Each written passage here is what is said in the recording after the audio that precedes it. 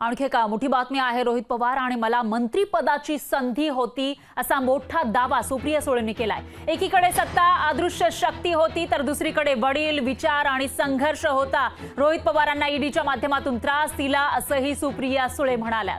विरोधात बोललं की ईडी लावली जाते अशी टीका भाजपवर सुप्रिया सुळेंनी केलेली आहे। तर एक मोठा दावा सुप्रिया सुळे यांनी केलेला आहे। रोहित पवार आणि मला मंत्रिपदाची संधी होती असं सुप्रिया सुळे म्हणाल्या। एकीकडे सत्ता होती, अदृश्य शक्ती होती तर दुसरीकडे वडील, विचार आणि संघर्ष होता असंही सुप्रिया सुळेंनी म्हटलंय।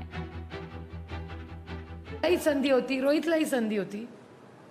रोहित इथे मंत्री झाला असता, मी दिल्लीत मंत्री झाले असते, दोघंही लाल दिव्याने आलो असतो। कोणी थांबवलं होतं आम्हाला?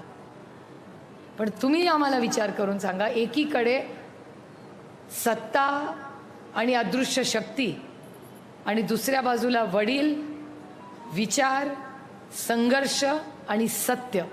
तुम्ही माझ्या जागेवर आणि रोहितच्या जागेवर असता तर काय केलं असतं मला सांगा? कुठल्या बाजूनी बसला असता तुम्ही? कुठल्या सत्याच्या? लोकशाही मराठी ऐका, पहा, जागरूक रहा।